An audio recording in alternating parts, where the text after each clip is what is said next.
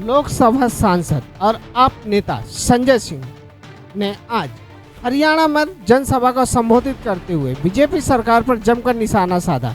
BJP सरकार पर निशाना साधते हुए उस दिन को याद दिलाया जब संसद भवन का उद्घाटन था और देश की खिलाड़ी महिलाएं रोड पर बैठकर विरोध प्रदर्शन कर रही थी, जिस पर आरोप उन्होंने लगाया था कि बीजेपी के नेता उनके साथ छेड़छाड़ की है, मगर सरकार ने उस पर ध्यान नहीं दिया। उसी बात को लेकर आज संजय सिंह ने हरियाणा पे अब उनकी बेटियों को बहादुर कहते हुए कहा कि वो अपने लिए न्याय के लिए लड़ती रही, मगर सरकार उनकी नहीं सुनी। सरकार की साजिश थी जिसके कारण वो देश को पदक लेके नहीं आ पाई हैं। सरकार बेटियों को आगे बढ़ने नहीं देना चाहता है। ऐसे तमाम मुद्दों के साथ सरकार को घेरने का प्रयास किया। संजय सिंह आपके बड़े नेता हैं और इस समय उनकी बात को बड़ा महत्व भी दिया जाता है। इसी दौरान उपचुनाव को ध्यान में रखते हुए संजय सिंह ने आज मोर्चा संभाला और बीजेपी सरकार पर जमकर बरसे। आइए सुनाते हैं आपको क्या कहा संजय सिंह ने।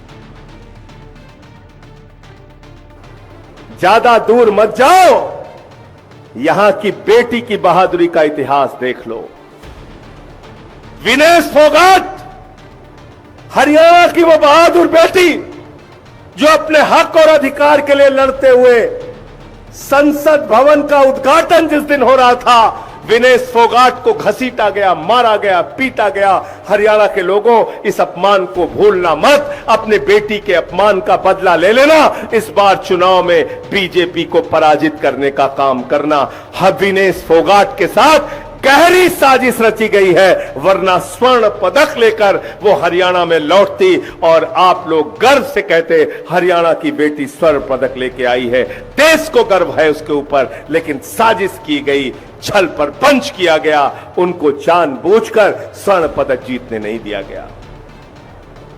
मैंने देखा आपके मुख्यमंत्री का बयान, नायब सिंह सैनी कह रहे हम विनेश फोगाट का सम्मान करेंगे। मैं इस सभा में एक प्रस्ताव देता हूं सुशील गुप्ता जी आपके सामने। पार्टी की राजनीति छोड़ दो, किनारे कर दो। न कांग्रेस देखो, न बीजेपी देखो, न आम आदमी पार्टी देखो। अगर हरियाणा की उस बहादुर बेटी का इज्जत और सम्मान करना चाहते हो तो निर्दलीय कैंडिडेट के रूप में उसको राज्यसभा में सारी पार्टियां भेजे, वो खिलाड़ियों के हक की आवाज वहां उठाएगी। गलत तो नहीं कह रहा हूं? सब लोग समर्थन में हो, हाथ उठा के बताओ। सारे लोग समर्थन में हो? निर्दलीय प्रत्याशी के रूप में विनेश फोगाट को सारी पार्टियां, कांग्रेस, बीजेपी सब मिलके उसको राज्यसभा में भेज दे। वो खिलाड़ियों के हक की आवाज देश की संसद में बुलंद करेगी और हम लोग विनेश फोगाट का हर मुद्दे पे साथ देंगे, ये आपको भरोसा दिलाना चाहता हूं।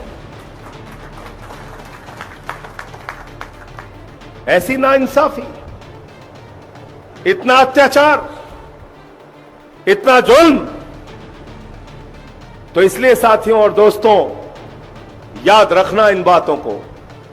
चुनाव में कई बार आप लोग भूल जाते हो, आप भूल जाते हो कि आप अपने घर से निकले थे 3 काले कानून को वापस कराने के लिए।